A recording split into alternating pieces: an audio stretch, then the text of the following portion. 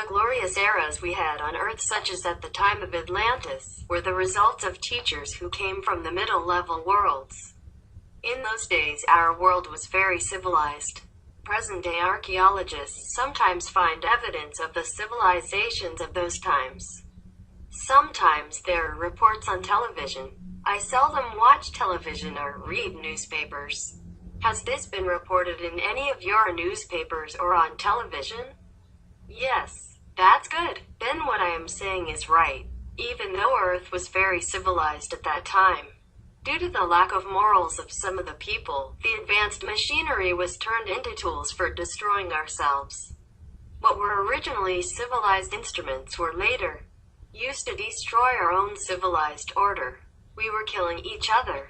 We were not grateful to the teachers from the higher worlds, not contented and asked for more, which eventually led to a war between the planets.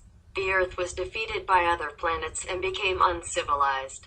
Also, for a long time afterwards, the civilized beings from other planets dared not come to teach us. Our planet is an excellent place. We can grow things here. We have lots of minerals, like diamonds and crystals. We have lots of diamonds. If we make all the diamonds available to the public, the price wouldn't be so high. Then women can wear many diamonds. We will not wear only a tiny and expensive one here. We have many, many diamonds.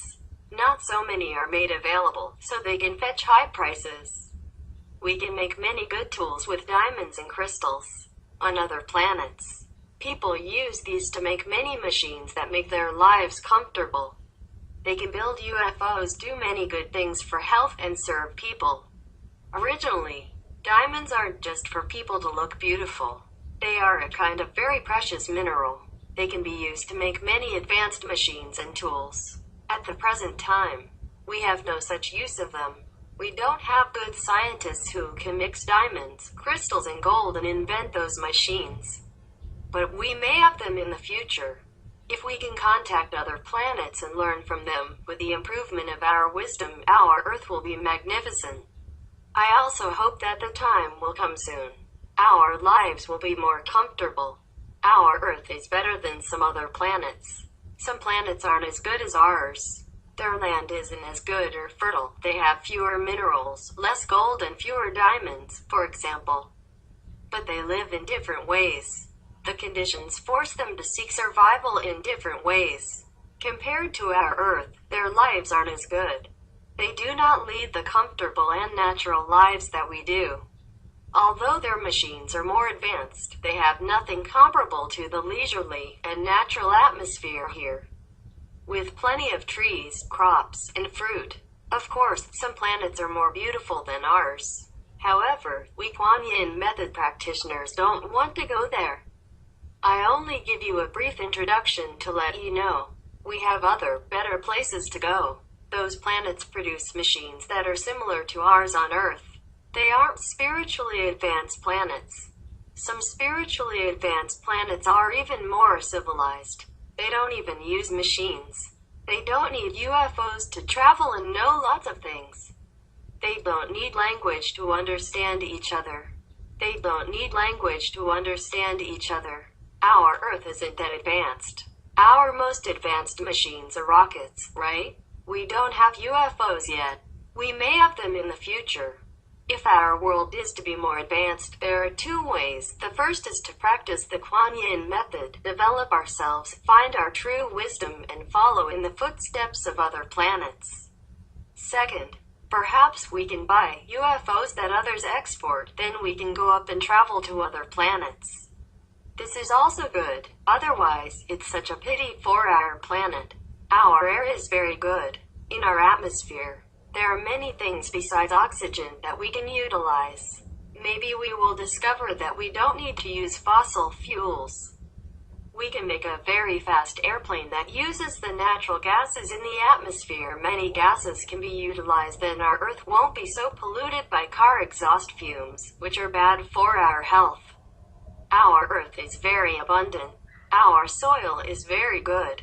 If you do spiritual practice but don't want to go to other planets, it's okay, but you still need to practice to make our Earth better and better. Master, a lot of people are blaming Islam for encouraging war and violence, especially because in the Quran, there are mentions of violence. For example, there is a verse that says that those who kill for Allah can go to heaven. Master, could you please share your thoughts on this? Yes. By the way, I have checked on it with heaven. I went to the archive of the second world to check out what is written in the Quran. I mean truly written. What is truly from the Prophet? It's in the chapter of the sayings of Muhammad. It says some of the violent sentences. Somebody put it there. It's not the Prophet, peace be upon him, who has said something like that. He even had pity on a ram or any animals. He doesn't. He tells his cousin not to eat meat and all that, and he meditates only and he only takes care of his people. How would he ever say such a thing like that? And I checked it out. I have written a note somewhere here. Let me look for you. Let me look. Okay, I have a note here. I have written because I went to check because I also need to know for sure. People blame Islam, but Islam actually means peace. And whenever the Islamic people, Muslim people see each other, they always say, peace be upon you, salam alaikum. Right? That means peace be upon you. So how can a faith that always wishes peace on people would wage war? Do you understand the contradiction? Yes, Master, yeah, physically speaking. And when the Prophet, peace be upon him, was alive, he never encouraged war, he never encouraged killing. But only whenever anybody, by the way, died because of persecution. Then he said, okay, if you die for God, you will go to heaven. And that's for sure. Any religion would say the same. If you die because of God, because you believe in God, then you go to heaven. But not if you kill anyone, then you go to heaven. It's not like that. I went to heaven and checked. Here's what heaven, I quote, what heaven said. Quote, I quote, do not smear the honor of the great Prophet Muhammad by violence and hatred in his name or in the name of Allah. Anyone who does will not go to heaven but be punished accordingly in hell. The Prophet was of peace reincarnate. Islam is peace symbolization. So, there is no violence in the Islam religion. Unquote. That was a warning to anyone who uses Islam for their own power hunger. Or some gain, a personal gain. Because it is, okay? In my opinion, suppose even if you're not of Islam, suppose somebody is good all his life and does good to other people, who is loving and kind, but doesn't know the name of Allah, or doesn't worship the name of Allah. He worships God or Buddha in his own way and is good. How would Allah put him in hell or tell anyone to kill him? Because Allah means God. What kind of God would do that? Even we humans don't do that. How would a God punish anybody who doesn't know to worship Him? Any Catholic who worships God in his own way. Any Buddhist who worships Buddha in his own way, any Jain believer who worships God in his own way, any Hindu who worships God in his own way and doing good things according to his religion. You know, be good, do good. How would Allah, even if Allah is another God, how would Allah punish him or tell here's believers to go kill that guy because he's not saying that he's Muslim? Or he's saying he's a Catholic or he's a Buddhist or he's a Jainist. Would Allah, any God, ever do that? No, Master, no. Even we, lowly humans, don't do this thing. Okay, so, anyway, that's my opinion. And, okay, so the reason why there are such sentences in the Quran, I'm coming to it now. You can remember that some newspapers and some people spread bad things about me. Which I don't even do. I don't even know that I ever did. For example, they say I take money from you guys or from disciples. That is the opposite of it, yeah? The opposite. It's the opposite. Yes, Master, opposite is true. And I'm still alive here and I can't even explain myself. I can't even defend for myself. How would the Prophet, peace be upon him, already ascended to heaven centuries ago, how would he defend himself? He never said such things. And they even say Buddha ate pig's feet. It's not true. It is the mushroom that the pig loves. They call it pig's feet, for example. And Jesus Christ divided grapes and gave it to them, in the original writing.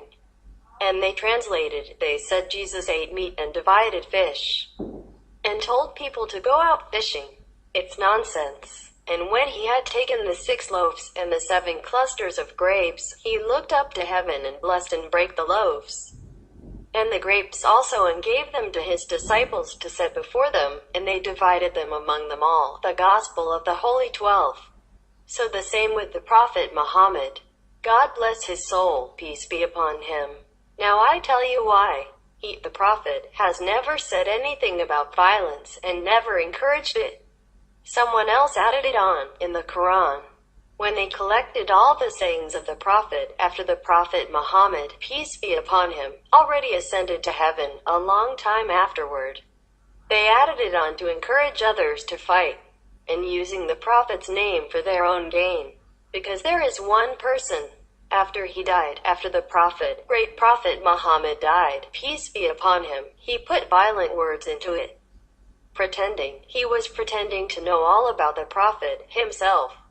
And he pretended that he was also a Muslim.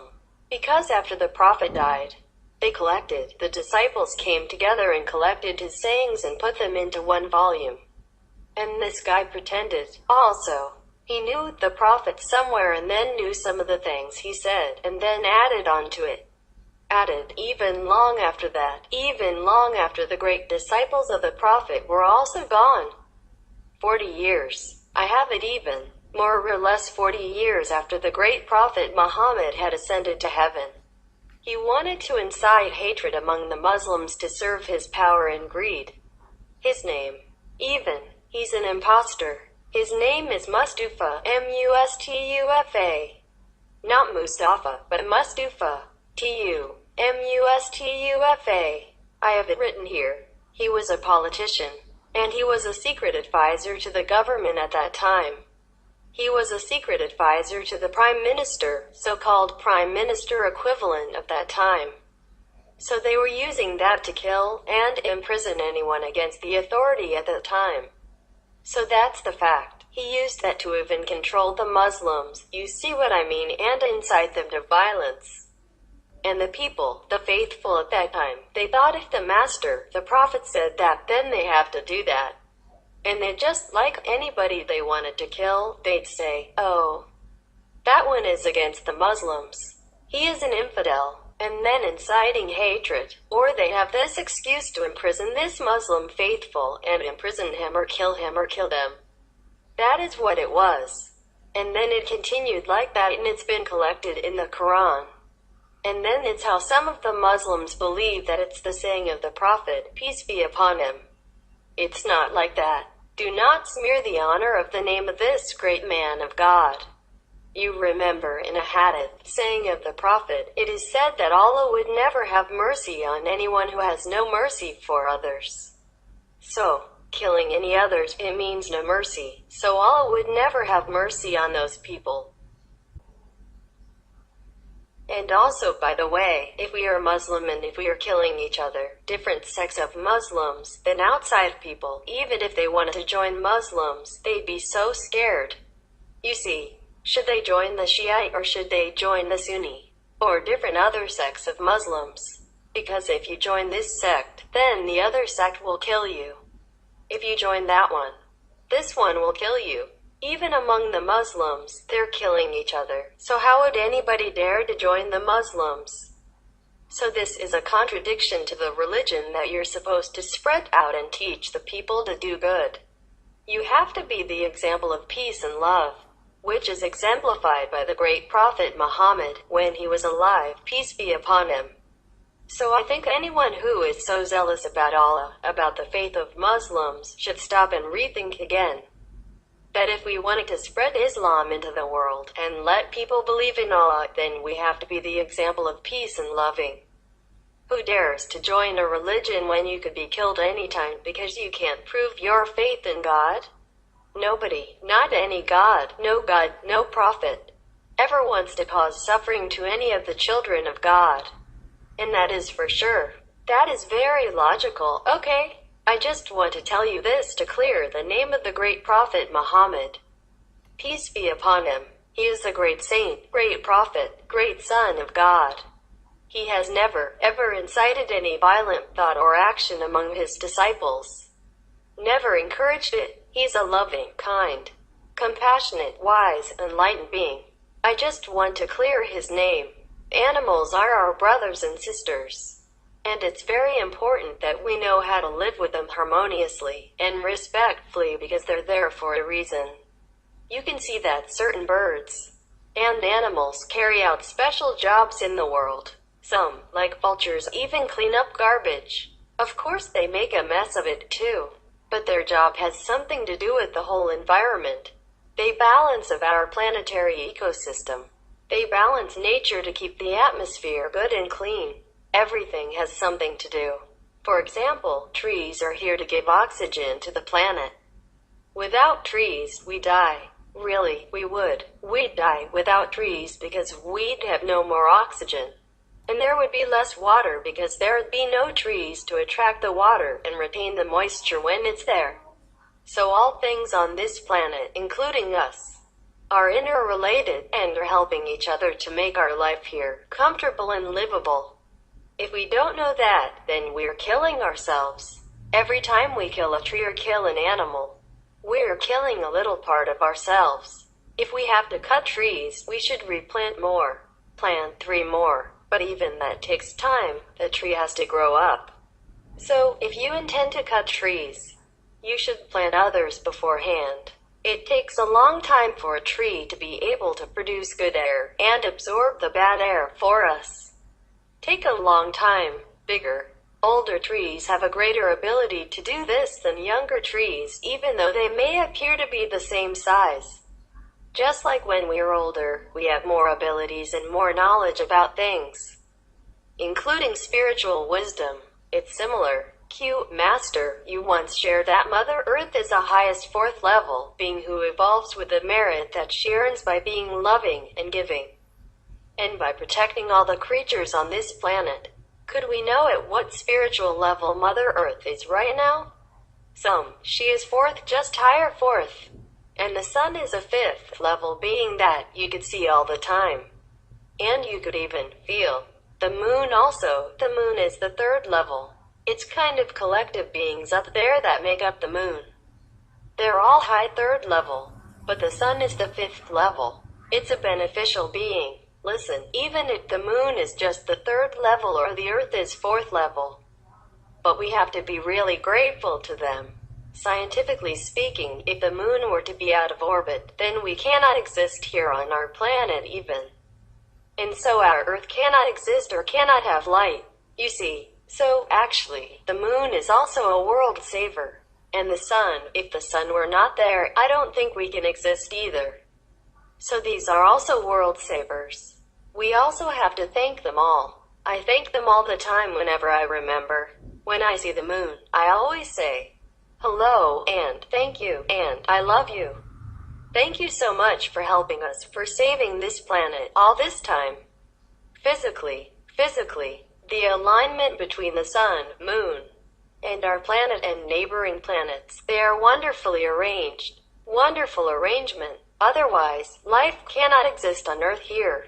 Q is the 5th level, the highest that Mother Earth can advance to, or she can go beyond? Some know. 5th level is where all physical beings here can advance to, except when came from a higher level. Then go back to a higher level. But Mother Earth will go to the 5th maximum. 5th level is wonderful already. My God, you don't know it? Q as Mother Earth's spiritual level advances. How does it affect the planet Earth's inhabitants? We affect her, not she affects us. She will always be the same, loving, sacrificing, supporting, and caring all the time.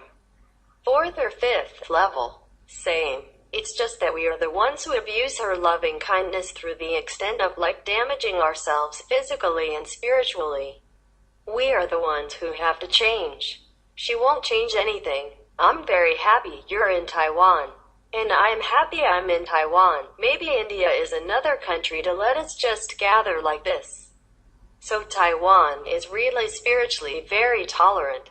They have many kinds of religions here, many kinds of faiths. We have Confucianism, we have Taoism, we have Yiguan Taoism, we have Buddhism, we have Islam, we have Catholicism. We even have Tudagongim. Tudagong, meaning the local god of a special area. For example, HSIHU, so small area like this. But we have a Tudagong meaning a local god who takes care of this area, the local one who has enough merit to be a chief of this area. His duty is to protect good people and drive away whoever bad people if he can.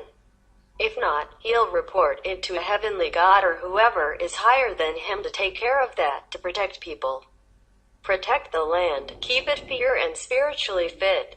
So even if people go out, they have a little altar somewhere on the street with a small figure. You cannot just laugh at it. If they respect that deity there and they put incense or something, you don't laugh and say, "My master said the Kuan Yin method is the best. This guy is small potatoes." You don't believe him. You forget that. You're bad. You are stupid. Don't do that. People believe in it. And I also have very much respect for him as he respects me. I don't look down upon him. I don't look down on people's beliefs because actually the local God exists. He doesn't expect you to worship him or anything, but you also should thank him, respect him. Not like, ask him for protecting you or favors or anything. But other people, they believe, so they ask for protection. Or they ask for solving their problems. And sometimes, if it's in his capacity, he helps. And then of course, when they feel the problem is solved with just a few apples and incense, they come up and bring some more apples or incense for the local god. For the earth, the local earth god, or sometimes the tree god, and all that, they do exist. These are invisible beings that exist on every existing planet. They do exist, even in higher dimensions. I don't mean the higher one, the highest one. I don't mean like the 5th level, but I mean lower ones. We do have, like other planets, they have people or physical beings that might not look like us people, but they're physical beings. And they also have invisible beings, higher level, for example, like that. So here on this planet, we are physical. We look like physical beings. So any being that we don't see but we know exists, or we feel their blessing or their protection, we fear them or we respect them. So we think if we pray to them, we respect them, they'll bring more good fortune. I mean the common belief of other people who have no one else to believe in or to lean on. Just don't laugh at them. Got it? Yes. Of course, when you are in high school, you think kindergarten is really so tedious, so babyish, so useless, but you passed through there. You needed it and other children still need it. So remember, the kindergarten teacher is as good as the high school teacher, as good as the college professor. They have their own work to do, and they help in different ways. I teach you not to have to worship those people, those deities, and not have to ask them for help or protection, because you have a higher dimension of understanding now. You have higher help now. So, don't burden the smaller gods. The smaller gods have different jobs to do. They protect other smaller, younger souls who don't have the aspiration, or don't have the chance to reach up to a higher level yet. That doesn't mean I tell you to look down on them. Suppose you're already in college and you keep going back to your kindergarten teacher asking for help in math or an essay or something. Isn't that ridiculous? Then of course the parents scold you and say, "Why are you doing this crazy thing? You waste your time. You waste her time, right?" That doesn't mean the parents disrespect the kindergarten teacher. You see what I mean? It's the same here. So you have to understand clearly between the definitions. You are the one who has to bless others now with your purity, with your spiritual power. Even if you don't know it, you feel it. In your presence, sometimes people say they feel so good. In your presence, sometimes the sick are healed or healed quicker, or feeling more relaxed, less pain, more hopeful, happier, more glad, more belief in life, in God. It happens, right? That is your blessings. I'm glad you're being a good instrument, but don't be proud of that. Don't boast about it. This is about Italy. This is about the people. I think the people, they're so loving, so kind. Very, very kind people. And I was told that Italy is one of the highest producers of organic vegan. And the number of vegan people is very, very high as well. My God, no wonder, no wonder. And you know the company called Vegusto that makes vegan cheese? Yes. Master, it's selling like hotcakes in Italy because it's so easy to sell in Italy. A lot of people are vegan in Italy. I bump into vegan people everywhere. Even in supermarkets, normal supermarket, they will show you, okay, I'm vegan, or my daughter's vegan, and my sister's vegan. My wife's vegan. Wherever I go, either their wife is vegan, or their daughter is vegan, or they are vegan. And they just help me to find the vegan products in a normal supermarket when I don't know where the bio shop is or it's too far for me to go. I just ask them and they would stand there long hours, long time, to read the ingredients for me and tell me, this one no, this one yes, this one no, this one yes. So honest and so helpful and so loving. Even if they are not vegan themselves, they would help you. That's the Italian people. So nice, so patient, so loving. And I haven't met any Italian who has not been kind to me. You know, just to be reminded that St. Francis of Assisi, he was vegetarian, well known, and he loves animals. Everybody knows that. The whole world knows that. And the Italian people, they love him. Maybe that's why it's ingrained in their culture to be kind to animals. And also, if people are kind to animals, they normally are kind also to humans. That's what is said. If you love animals, you would love humans too. And I'm happy for the Italian people. Thank you, St. Francis of Assisi. Master, on behalf of all of us and from the bottom of our hearts, we deeply thank you for everything that you've done. You've provided everything for us, everything, the blessings, the teachings, and the love. You've taken care of every aspect of our lives. And there aren't any words that can describe how much you've done for us. And how much we feel so privileged and so graced by your presence, of such a person who is so beautiful as you.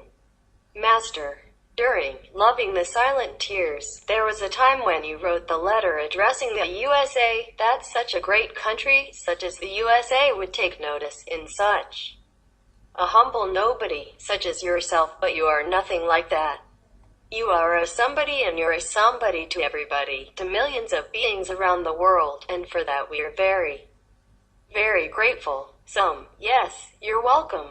But when I wrote it, really meant it. When I said that, I really meant it, because I know even though maybe you think I am great, or maybe spiritually yes, but in the world, nobody cares about who I am. So, for worldly speaking, the American people are very great to have noticed such a nobody like myself. I have no position in the world. I have no political platform, I have no title, nothing. So when I said that, I really meant that. And I really am grateful to the American people and government for being such a good leadership. They really are very genuine in many ways, and that I recognize in American spirit. And so I thank them for that. The Americans, the government. They gave me all these honorary citizenships when I was even less than nobody. Now I'm nobody, but before, I was even less than nobody. We didn't have even Supreme Master Television or anything of the like. And we did everything quietly and ourselves, mind our own stuff. But the Americans still noticed and sought me out, and gave me all this honor and privilege. That's the touching part that I never forget. In India, people don't marry people of different caste. Like a Brahmin man will marry a Brahmin woman from the Brahmin caste. Because they have 4 castes. The Brahmin is the highest caste in India. And then comes the Kshatriyas caste, means the warriors. And then some are like the Vaishyas, businessmen, money makers. And then the last, Shudras, means those who do manual work, labor work. Once I was on the river bank of the Ganges River performing my sadhana meditating. I had a 1-week retreat in the middle of the Ganges River, where there was a small island of sand and rocks and the wind blowing into your eyes with all the sand. That is a very perfect place for meditation because you can never open your eyes. So I chose that island to meditate. On the bank of the Ganges River, there was a holy man, very famous because he performed a lot of tapasya, means very austere performances. Like burning 12 big fires all around you during summer noontime, and sitting on the hot sand with nothing on your body, not even a hat. With the burning fire as well to symbolize the burning passion, and you want to conquer it, for example like that. Or sitting naked on a frozen night and things like that. Everything. Every austere thing he did. All the things that most yogis require to show your willpower and endurance, he did. Perhaps he is gone now, but he was very old then. I heard he was very holy. So I went there to have an audience with him. I bought some fruit for him as an offering, which he gave to his disciples. So I said, I would like to meditate here. Is it possible? He said, yes. Anywhere you like. Anywhere is a holy land. So I saw the island. One of his disciples meditated there before, so I just went there to see. And the island is in the middle of the Ganges River. It was Rishikesh. Rishikesh is a very holy place for Indian people. And many of the sages and saints have blessed the soil of Rishikesh with their holy feet. They always come there to meditate since ancient times. That's why Rishikesh is very holy to the Indian people. Shakyamuni Buddha was supposed to meditate there, too, for a while. And some of the famous Indian teachers also have been there. One of the masters of Kuan Yin method like Kirpal Singh Abis. He was also meditating there for 6 months before he came out to teach the world. So I was there too. I was just wearing a very ordinary cotton, white, Indian woman wear. It's very respectable for an Indian woman. You cover your behind and your knees and it's loose with trousers and a tunic, similar like that. And I have the collar up to here even, so it's okay. He said, anywhere, so I went and checked up this small island in the middle of the Ganges River. The Ganges River is not always peaceful. In some places the current is very swift and you must be careful. And there is not always a boat to cross the river. Sometimes you have to walk, or sometimes you have to wait till the next day. So the island was in the middle of a very swift current. And you can only go there early in the morning, and return very late at night, where the Ganges River comes very low in the morning. The ebb and tide of the Ganges River accordingly. You have to go very early in the morning, before the sunrise, and come back after sunset. And then you have to be careful walking on the stones, because you might fall into the swift currents and say goodbye to the Lord of Maya, illusion, of this world. Anyhow, so I went there and meditated for a week. Now, let's go back to the incident about the Brahmin, the powerful caste system in India. On the bank of the Ganges River there lived a holy man in his hut, and many of his disciples come and go. And some attendants come and go to fetch water for him. He has some of the attendants, so they fetch water for him from the Ganges River and cook for him, things like that. And one of the small girls, about 10 years old, went to fetch water at the Ganges River. I happened to just come out of the cave from the island, so I saw her. A small girl with 2 very big buckets, and she happened to fall down or something. So I hurried up to come and help her up to her feet, but she hit me. She hit me and shooed me away. And I was very astonished. So I just said, I am sorry. And then when I came in, I asked the master what did I do wrong through the interpretation of another small kid. He was 7, but he was a wizard. He knows English through and through and through. And he translated all the spiritual kinds of terminology, not just how are you? Have you eaten? Things like that.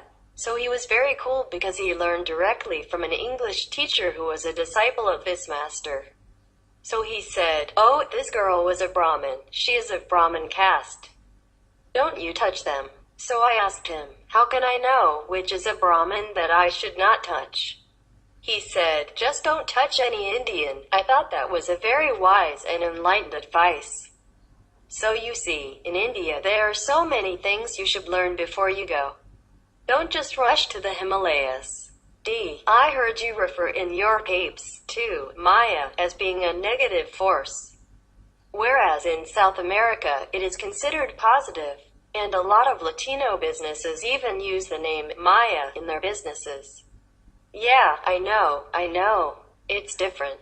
They call it the Maya civilization. It belonged to the Indians before. Probably similar sound, but it's a different name. But it is different. And is it cultural than the Asian culture? And the Latins and no, sometimes it's just the sound. Sounds same. The Maya culture is an ancient civilization in Latin America. They have built a lot of beautiful temples. And they have been very civilized. They have been very enlightened before. It's just the name of their race. No, it's not the Maya in the reference to a negative power. Master. Pyramids have been found all over the world, left behind by ancient civilizations like the Great Pyramid of Giza in Egypt, the pyramids of the Moon and Sun in South America. It seemed that this kind of structure was not only in Egypt but also in other countries, in Africa, in Latin America, in Europe. So, Master, could you tell us more about how come pyramids appeared in so many places? Were they all spiritual centers? Yes, they were. They used to be, because people in all different periods of time, they do practice spiritual meditation, not just us. Like 2,000 years ago, they were with Jesus. Similar period of time, a little bit earlier, they were with the Buddha.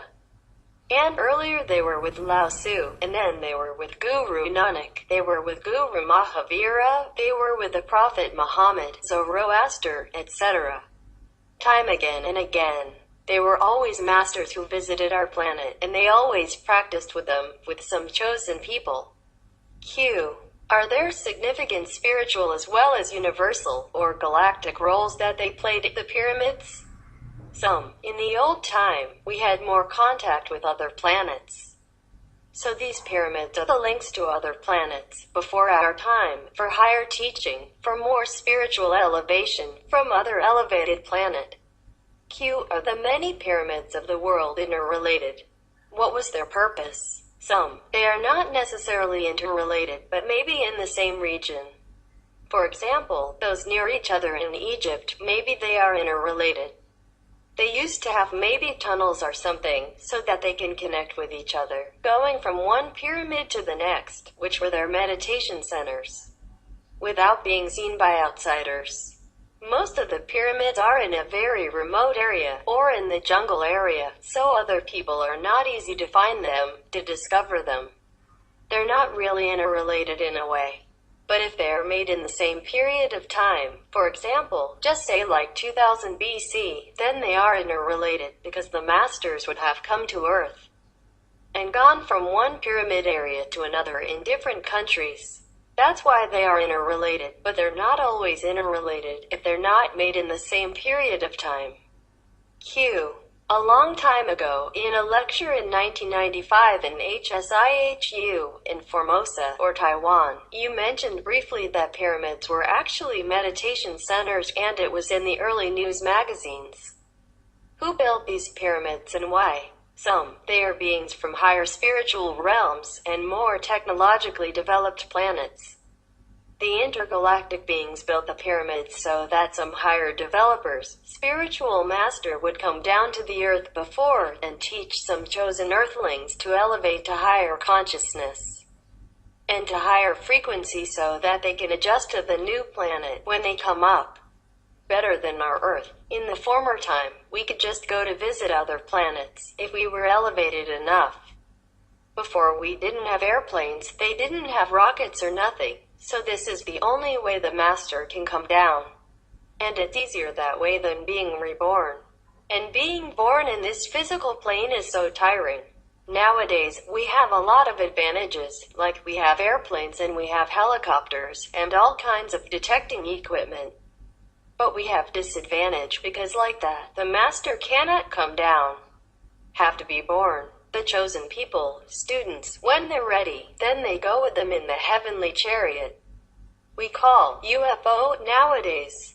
The UFO would have landed between pyramids, and the energy from the top is to give signal for the UFO to land, like the sea lighthouse for the ship. Sometimes they have the energy on the top of the pyramid. Some of the pyramids don't have any more. It's probably worn out, or they probably deleted it. Q. Many of the pyramids are said to have been constructed with great tools, surpassing modern-day technologies. Can Master shed light on how they were built? Some. They used a great energy beam to lift rocks and put them in a precise fashion to optimize the effect of cosmic power from the surrounding areas as well as from the atmosphere.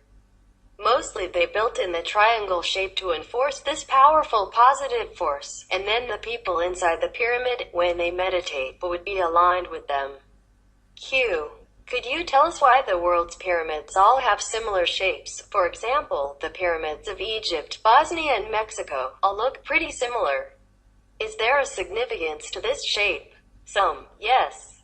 There are. The triangle, four-side walls captures better the cosmic force for enhancing intelligence, healing, concentration, and tranquility, so the people meditate better.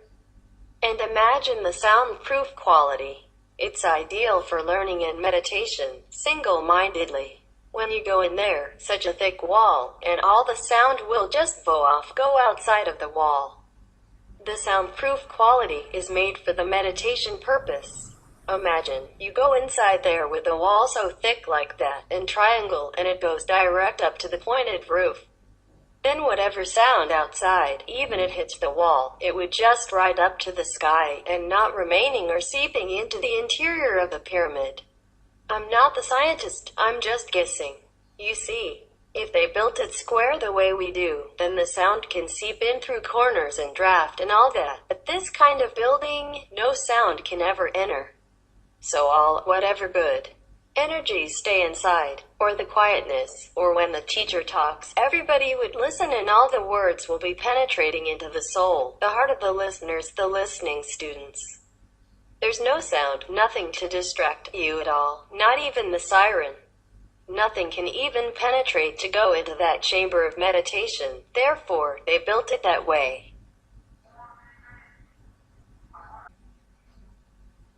Q. There are some researchers who believe that pyramids are energy power plants before they were used as tombs, and the pyramids were used to transform free, clean energy from space into facilities. And so scientists from a number of nations have conducted tests and concluded that an energy beam with ultrasound frequency is being emitted from the peak of the Bosnian Pyramid of the Sun.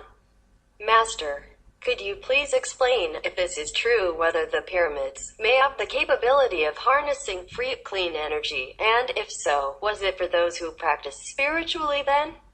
Some. Yes. I told you it's good for practicing, for concentration and for sitting long hours. Tranquility and peace and one-pointedness. The ultrasound is another thing. Of course. The pyramid can harness good power around them, or in the atmosphere for the good of meditation. But the ultrasound, they have some other kind of technique. I don't know how to explain it. But in the old time, these masters, they also have technicians who are also masters of the free electricity, free frequency of communication, free energy. All kind of high-tech. For example, like Tesla, he knew all about this, but sadly, we didn't make use of it. And now they begin to make use some of it. But many of his inventions are concepts of free energy. And fantastic inventions had been destroyed or stolen or lost. We could have been a better world if we had made use of Tesla's intelligence. The ultrasound. Mostly they do it so that it emits from the top of the pyramid. This is to signal for the UFO to land nearby. In the old time, they have to use these kinds of techniques. Yes. Some of them still have the ultrasound, most of them have lost that because it's over the time. Maybe Bosnia's pyramid still has it because that one is more powerful or bigger. And they have made it more secure somehow, so some remnant of the ultrasound signal is still sensed, it's still detected. Maybe others are already gone. The ultrasound from other pyramids is already gone due to time or the ravage of, I don't know, people, modern people. Q. Is there any relation between the energy beam of this Bosnian pyramid and spiritual blessing lines, and do the locations of pyramids have any relation to SBLs? Some, yes. Before, the pyramids used to build where the density exists of SBL, spiritual blessing line. But as I told you, many of our spiritual blessing lines have been broken or disappeared because of us, because the humans have not done well to keep them. Normally, no relation. But they were chosen where a lot of SBLs were crisscrossing in density together. Q. And according to Dr. Sam Samir Osmanagic, the Bosnian Indiana Jones who discovered the pyramids in his country and was recently featured on Supreme Master TV, Science and Spirituality, he said that when you enter the tunnels and chambers inside the pyramids, you feel so peaceful, calm, and the air circulation is perfect. Some, yes. I've told you, it's good for healing and other things. Q. They found that there is no negative radiation detected inside, so people with asthma can breathe properly, and one's body can somehow heal itself better when you're inside. Master, could places like these, where one's body can return to its natural healing function, be graced with the past collective spiritual merits from the spiritual practitioners before? Or could it be that the pyramids are built on special places on Earth which bring certain health benefits to humankind? Some, yes. Of course the spiritual grace and the spiritual energy have been there, building up and undisturbed, so the atmosphere inside there is different from the atmosphere outside of the pyramid. And also, as I have mentioned, the shape of the pyramid is to harness and keep positive energy. Does it make sense to you? Now do you understand why, when you meditate, you should sit in the lotus position? It's the best for you. Doesn't it resemble a pyramid view? Even the Kuan Yin position. Does it look familiar? Now try to do that.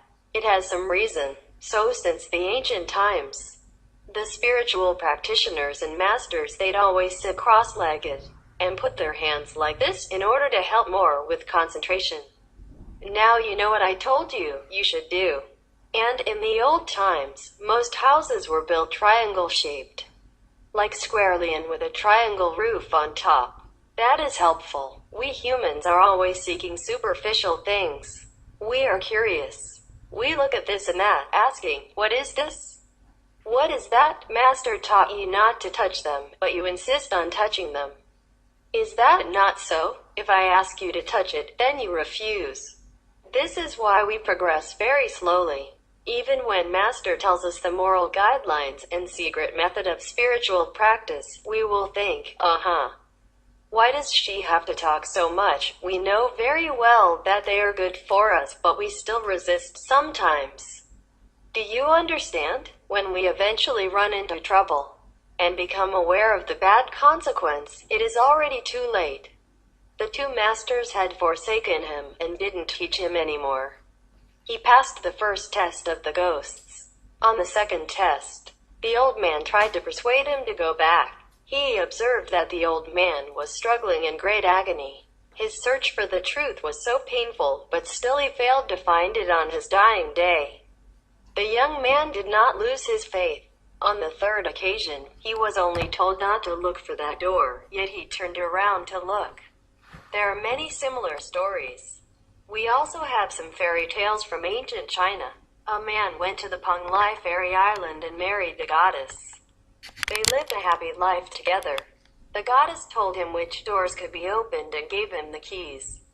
Only the seventh or eighth door was forbidden. Yet, he still opened the door and dropped back down to the worldly level. After going home, he could never find Fairy Island again. Many people pursue spiritual practice, but very few attain the truth. Or, they have attained half, 1/3, 2/3, but not the whole. It is all because they cannot control their mundane ideas and habits. Sometimes we have already climbed a great height up the hill, 2/3 of the hill. We tell ourselves, do not look back, or you will be frightened, and you will fall. It's true, but we are curious.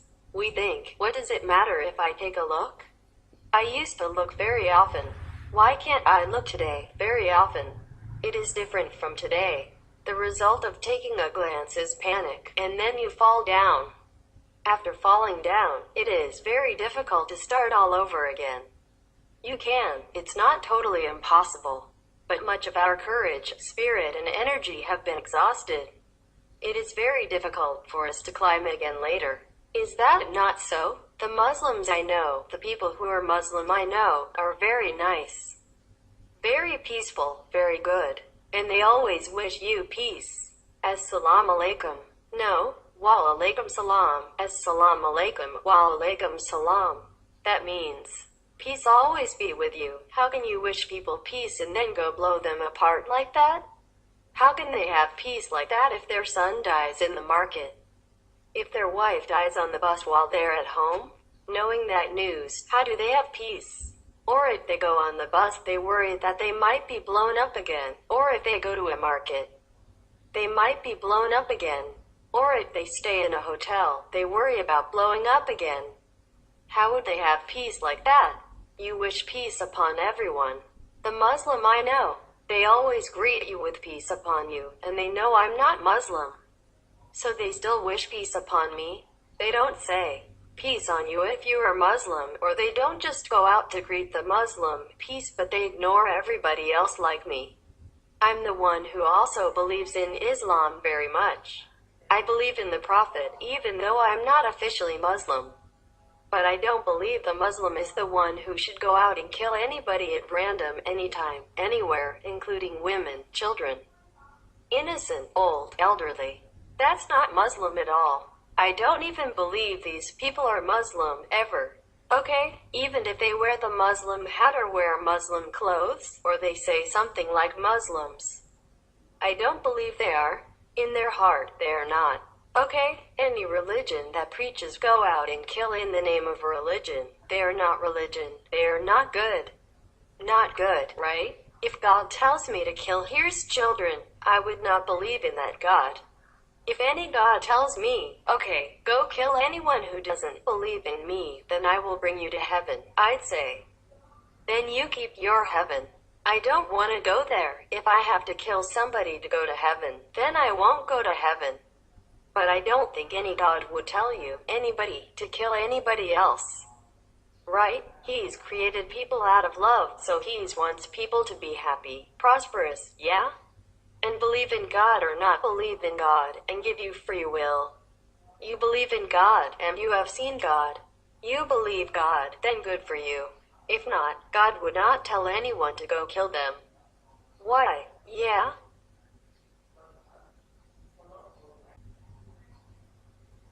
The obstacles are there for us to be strong. Don't you see the people with the racing cars? They put a lot of obstacles on the road not because the board of directors are very cruel people, very fierce people, or have malice towards you. It's just the game is like that. So obstacles are there for us to train ourselves. Never be afraid. Have to always face the obstacles. This world is a great school for us to train, to become useful and strong, mighty angels. Otherwise, if the Godfather doesn't let us come here, we can also be spoiled kids and just stay around in heaven, flying around, plucking flowers, listening to music and hanging around everywhere, and do anything you want. But because we want to improve, we asked God Father to have a school for us. Therefore, in this school, everything is harsh, everything is competitive, everything is a struggle, everything is an obstacle. Don't blame it, just fight. Struggle for it. That's what we are here for. And do not wait for all the situations to be smooth and everything good for you. And then you don't train yourself, you don't become a mighty soul. You're untrained gold. You're just unpolished stone. It doesn't matter how precious, just unpolished, no use. Therefore, everything in this world is really a challenge for us. If we know how to conquer them, then we go up to heaven, become a mighty leader spiritually. And then we will discover many more values in the spiritual dimension, which we don't even know. Even if we stay with God forever in eternity, in pure happiness, we would not discover that, because we have no motive to discover, have no pushing motive behind. That's why we come to this world. If you don't get initiation now, you don't get liberation now. Next life you're born again. You will have another husband, or maybe two, or maybe three, you never know. At this time, you ask permission only from one and rub up with only one, and struggle with only one. Next time, maybe you're born in Tibet where a woman has 7 husbands or 8. So now, what will you do? So, fight now. Use everything you can. Use your intelligence. That's the way it works. That's how you get wise and strong. Don't rely on anyone else except yourself. And the master is within you all the time, whether you know it or not, whether you're initiated or not, the master is there. It's just that you don't recognize it. So, pray. Pray sincerely and do your best. When Columbus arrived in America, no one had imagined its existence. Similarly, we can go to other planets in the future. However, something is even faster than UFOs. That is when we use our soul or inherent energy to send ourselves out. Then we can go anywhere we want. You don't have to believe me. It's okay. It's fun listening to stories, isn't it? I know that our world has changed a lot recently. Lots of things have happened in Hong Kong too, but our lives are still stable. Our Earth is still habitable. Some planets are worse. For example, in the worlds that produce UFOs, spiritual practice may not be very popular. They're very much attached to machines. Some places have produced too many robots, R-O-B-O-T. They resemble people so closely that you cannot tell if they are people or robots. Sometimes, because there are too many machines and everything is done by machines. People there become used to them and they have less and less human emotions. They have difficulty communicating, so they prefer to talk to robots. I am not here to say that these worlds are better than ours. That is not what I mean. There are advantages and disadvantages. Except for the truly great spiritual worlds. Others are pretty much like our Earth. They are a little more or a little less civilized. Kuan Yin method practitioners would definitely like to go to the higher levels and be liberated from reincarnation. Our Earth is not the only one that has reincarnation. Many other planets are at the same level as ours. They also have reincarnation, hatred, wars, and conflicts.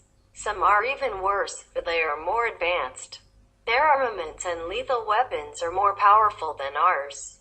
The destructive power is even more terrifying. So our Earth is still pretty dependable. She says if any initiated people can take up 5 generations of themselves to liberation, then because I have so many disciples. Maybe it means the whole world already because we have so many relatives.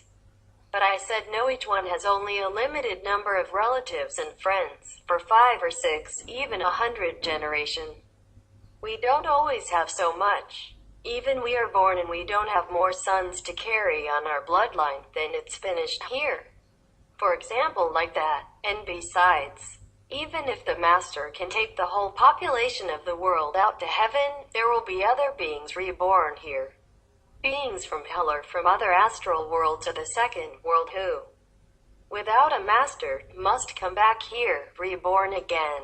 Only the soul with master can continue to study and go further. The soul without master, even if you are on the 4th level, you must come back.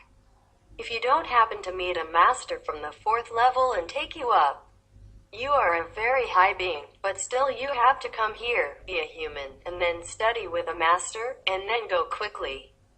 Or 3rd level, even if you have no bad karma, but no good for you, you can just hang around there forever. There's no improvement, no knowledge, just okay. And then after some time, the 3 worlds will be destroyed, and you also are gone. You have to find somewhere else. You must find a master. If not, whichever world, you can't reach the 5th without a master anyhow. The most you can reach is the 4th level, but it's very difficult. You probably have some master in order to reach the fourth level. But those masters may be not powerful enough to send you up above the darkness into the fifth. So you hang around there, nothing happens to you, no karma, retribution, no bad things. But you don't have nothing, just hang around and no improvement. So you come down and then do something, earn the merit, meet the master, and come up again. Actually cannot cover the whole world. Each master has limited number to take with him. Not that the master doesn't want to take the whole world, but there are no affinity. If all of them have nothing to do with us, are we like one family? It's not that we are all connected with each other. Yes and no, not such a close relation. We must go by bloodline. For example, we have affinity with 10 people or 100 people. Then we will be born into their bloodline, in their circle, and bound together by this affinity and become mother and friend, or husband and wife. We cannot always have relation with the whole mankind, even though they in turn maybe have some relation with us. For example, even now you have relationship with the mosquitoes for they suck your blood, also same blood. But you cannot take the mosquito to heaven with you, we don't need it there. You can't just do that. And we go by affinity. Most of the people are being born again and again into the same group of affinity. For example, last life she is your mother, this life she is your father. Next life she is your husband. For example, just take turns and go around in the circle and become each other's relatives all the time. Therefore, we have just a limited number of friends and relatives. That's why you love each other. You must. Coming and going all the time together. You cannot forget. You see, that's why when you have a baby in your arms, you love it right away, even you don't know each other before. Before he's born, he's a total stranger, and you don't even ask him to come. He just introduces himself into your body and then comes out, here I am, but you have affinity with each other. Maybe sometimes enemy, that's why you have love-hate relationship. God has a few wishes, but we make the choices ourselves. Otherwise, it would be too boring if everything were predestined. We can change things, but we must make good changes, and then it is okay. For example, this package of tissues in my hand, I can keep it for my own use, or I can toss the tissues to people in need, 2 or 3 of them. I can toss them in different directions. I can also discard the packet in the dustbin and then no one can use it. If I keep it, I am the only one who can use it. However, people can make use of these tissues if I put some everywhere. In this way, I have many choices. It's up to me to decide, and that's all right. It's impossible to say that God has arranged for me to throw this packet of tissues to a designated person.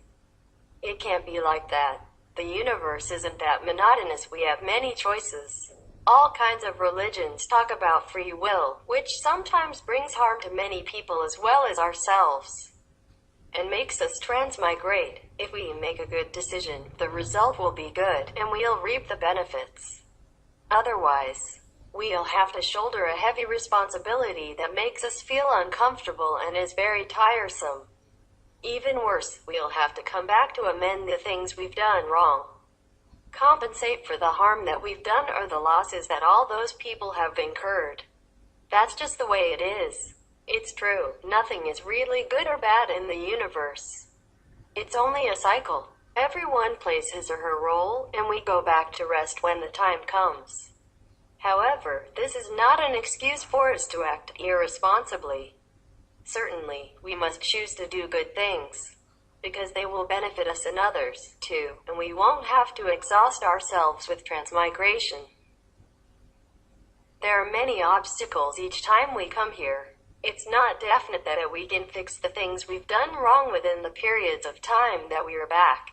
Consequently, we have to carry on this way until all has been amended. And sometimes this takes thousands of years.